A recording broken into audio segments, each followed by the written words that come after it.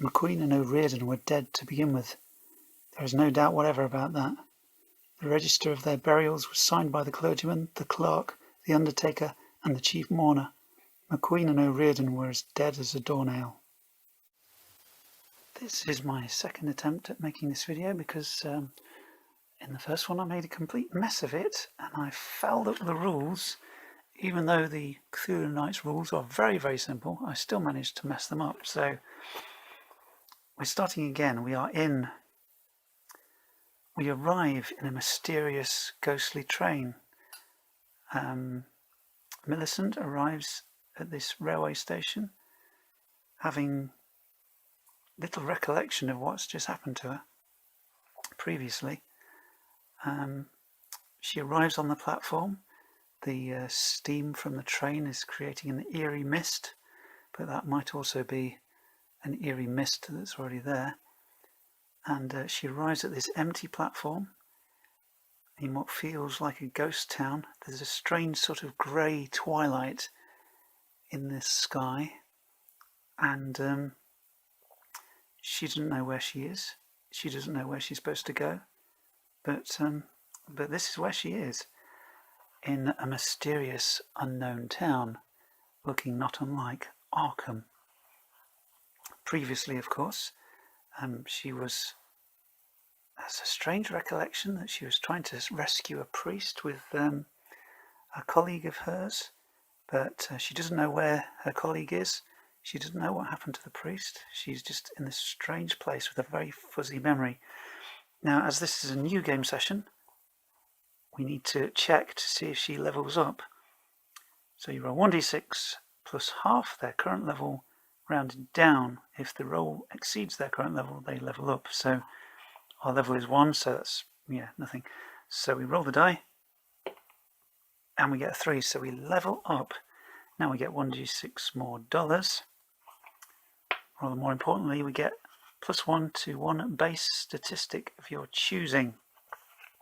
So our brawn isn't great, and as she's currently seemingly on her own, her brawn will go up by 1, I think, and that in turn will increase her health.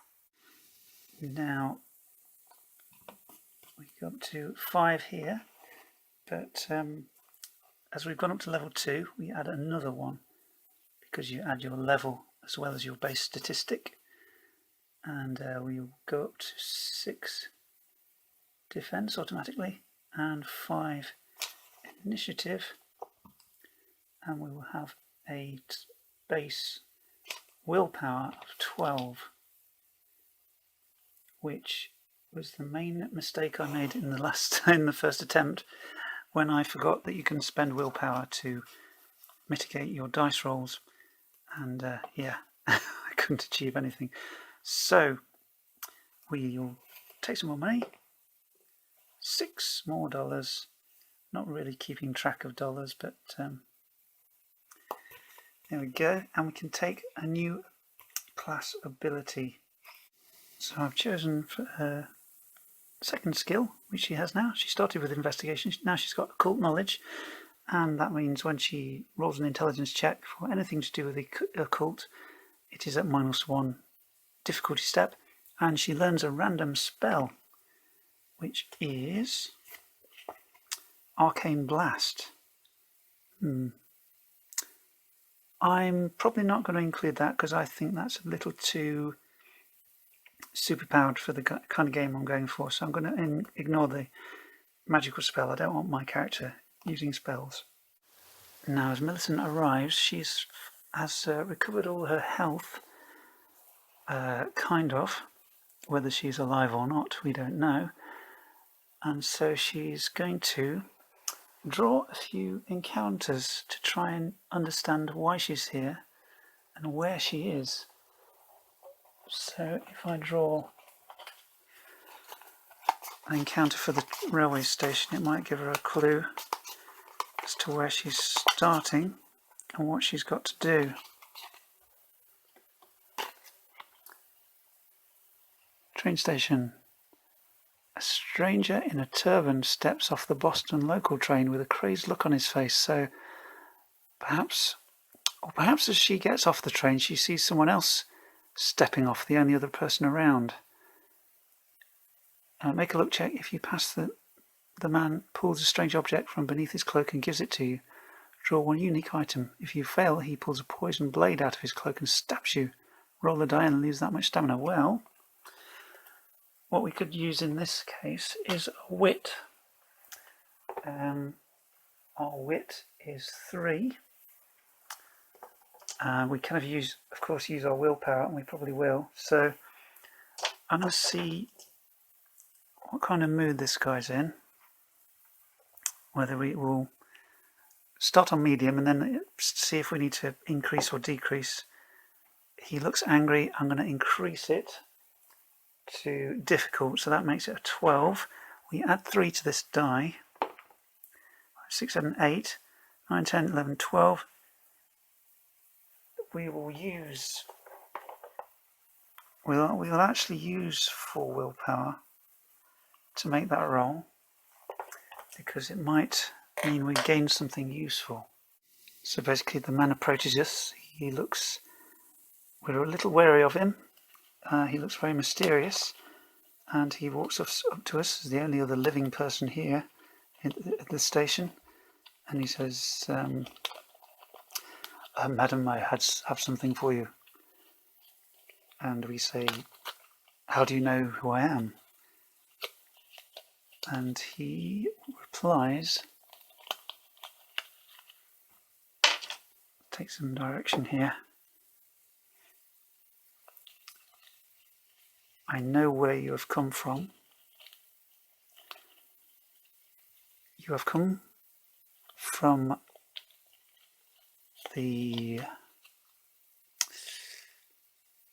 New York, but you are not from this plane of existence. This is a place outside of your realm, and you may need this to help you. The gate box. That's exactly what we need. When you return to Arkham from another world, you can return to any location. Well, basically, for our benefit, this is going to help us get back home. So we perhaps need to find a gate in order to get back to New York, or near New York, wherever we were. Okay, that's going to be useful. That's going to help us. So we just need to use that to find a gate and use that gate box to try and get out of here. The man then rushes off, and as we try to ask him for further information, he just disappears into the fog or the mist, and leaving us to explore further. Now, as we're in this part of town, north side, I'm just using the top 2/3 of the map because it's an enormous board. We can see the old curiosity shop, the bank. Oh no, that's in downtown. I think we're going to go to the old curiosity shop because there might be a possibility that we could ask somebody there about the possibility of finding a gate. So that's where we're going to go, and we're going to draw an encounter. So, pass a luck check, or you accidentally drop an item.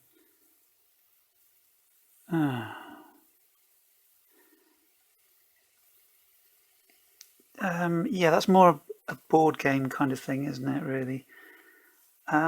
We need to find something interesting in this here, or this shop, or this location, or talk to somebody interesting that gives us something extra to our story. Yeah, a sale. It's just, I need somebody to be here. I'm going to go to the Mythos cards, I think. So I've taken the allies out of the Mythos deck that I've got. I'm going to draw one to see who is in this old curiosity shop. Granny Orne. Now that's interesting. Now this little ability from the Mythos game is quite interesting. Remain with Granny Orn for an additional turn in any Kingsport location and cause one phobia affecting your investigator to be buried. I think that could be that she is able to help us gain some willpower back. But anywho, we will ask her about gates, dimensional gates. Does she know of any that we could access in the town? Yes, she does. She can advise us about that. Okay. And she also notices the rather stressed state we're in. And she makes us a cup of herbal tea, which perhaps restores our willpower by D6 maybe? Yeah, we're pretty low. We'll take back D6 willpower. 2. It's barely better than nothing. So we are up to 5. Always useful.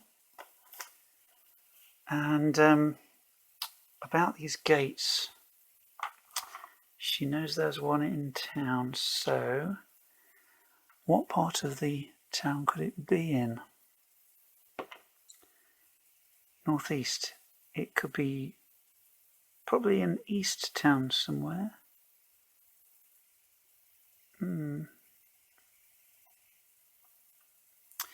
Is this where the gate is, or is it where we can find further information about the gate? That's useless, wasn't it? Is it the actual gate? Yes, it is. So it's, I guess, downtown or East Town. Arkham Asylum looks a bit suspicious.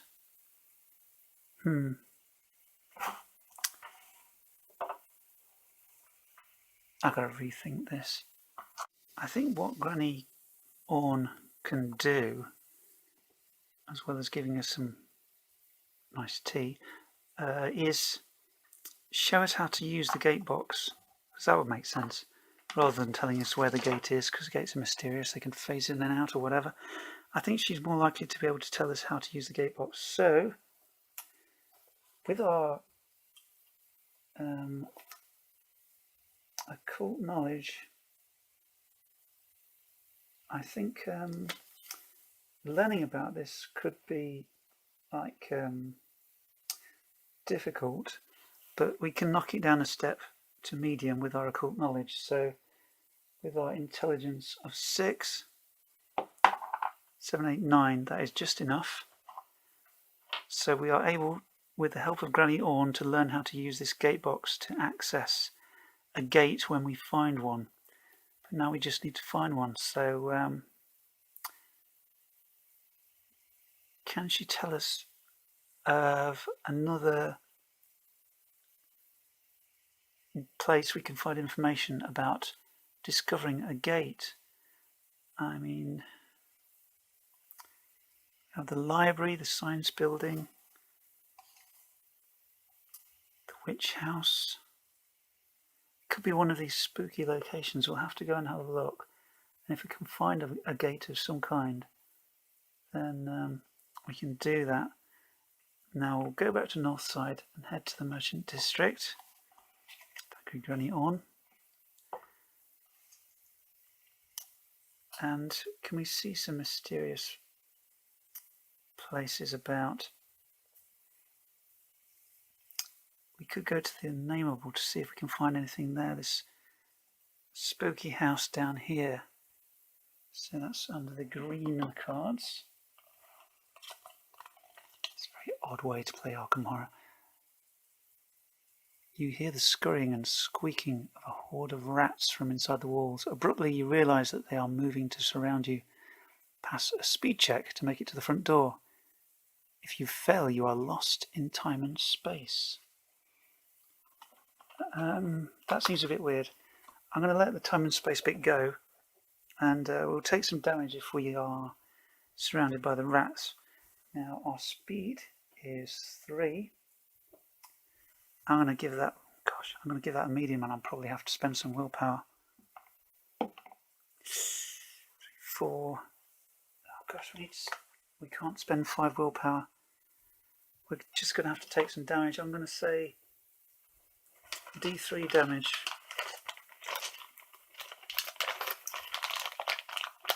Because they are only rats after all. 3 damage. That's damage enough. We're down to half. We've got 3 left. Okay, that was a bad choice. We get out of there. So we thought there'd be something mysterious, something interesting, but sadly not. So I think we're going to head to Rivertown.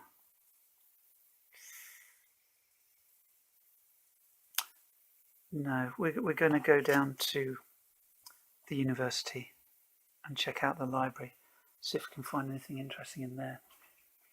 Surely we can't be damaged in the library. You look up to see Abigail Foreman leaning over you with hands on hips and a frustrated look on her face. Make a will check. If you pass, she helps you find the book you're looking for. Take the first tome from the unique item deck. If you fail, you've made too much noise. She escorts you out. So as we're looking through the books, the librarian mysteriously appears as if from nowhere. Now we need to impress Abigail Thorne. So we're going to use our wit. We have a wit of 3. Let's see what kind of mood she's in. She's okay. We may even get a bonus there. She looks like she might be quite helpful, or on the pull. Who knows? Right. Our wit is 3. We are going for a medium, or maybe even an easy. Yeah, 3 or more. She's in a happy mood. Oops, that's a 2. We'll spend 1 will and get her to help us find a book. So the first tome we come to is the Kabbalah of Saboth. I guess this is going to help us find. It won't focus. This will help us find the gate, undoubtedly. So we have 2 useful items now. How on earth are we going to use this? We can cast some spells, but we probably won't do it in the library, or Abigail won't be happy with us. So thanks to her help, we are able to find that. Okay. Now perhaps we should go to the science building in order to test this. So we'll head over here, draw another yellow card, and see what we can find in there. Oh my goodness, that's a long one. Professor of the Occult asks you to hold a hideous statue that he believes to have strange powers while he reads a scroll. Energy shoots through your body. Make a luck check. If you pass, your spirit rises from your body and you feel that you have the power to switch bodies. That's interesting. Well, basically we found a professor. Is he approachable? He seems pretty neutral. Can we get him to help us? We'll do another wit check. Heading for... So he's sort of a medium, isn't it? But maybe if we help him, then he will be more amiable towards us. So if we help him with his experiment while he reads his scroll, we may suffer damage if it goes wrong. So I'm gonna say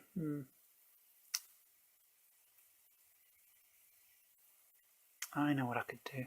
So we have an intelligence of 6 to help the professor with this scroll. Now we need a 12, and we get a 12. That is amazing.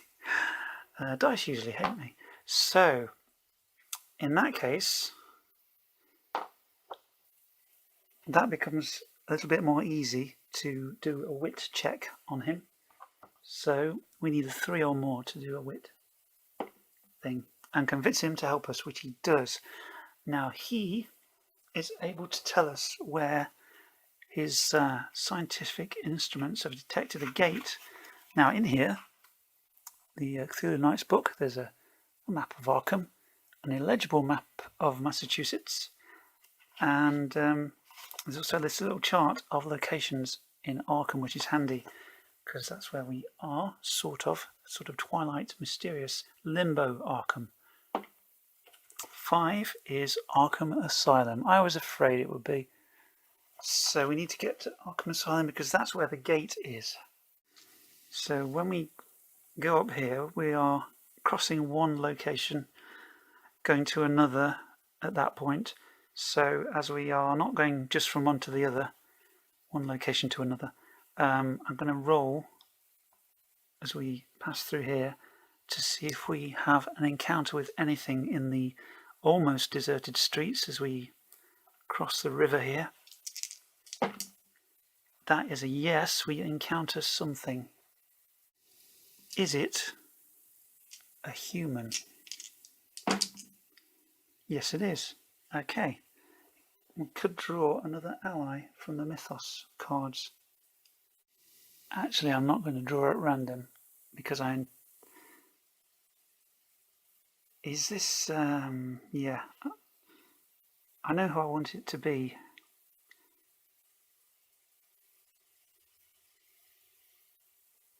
Is this who I think it is? Yes, it is. It's the priest. He is here in Limbo Arkham with us. So something has clearly happened to him as well as it has happened to us. So we are going to head to the next location, which is downtown, which is where the asylum is.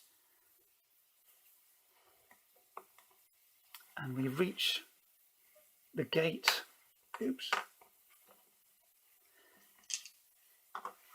Now the thing is, although I don't want Millicent to start using spells, the portal spell is a bit different because with this book and this gate box, it makes it more of a ritual for what we're trying to do. But unfortunately, the will damage it costs is -4. So what we need to do, being in the asylum, we need to find something to restore some of our will. Now that's going to be, how are we going to do that? Now ideally, we need to restore all of our will back to maximum. And I guess Arkham Asylum is the place to do it. Aha, we have an entry for the asylum. Heals full will and roll 1d6 on a result of 6, raise will 1 permanently. That is absolutely brilliant. We're going to spend $6. We were able to find some psychologist in here, and in the otherwise deserted asylum we find someone we're looking for, and we ask them, we desperately need help, we need to restore our sanity, and maybe he has some sort of medication that can help, or something like that. It would be more realistic than a course of therapy. We don't really have the time for that. So we will spend our monies restoring our willpower to full.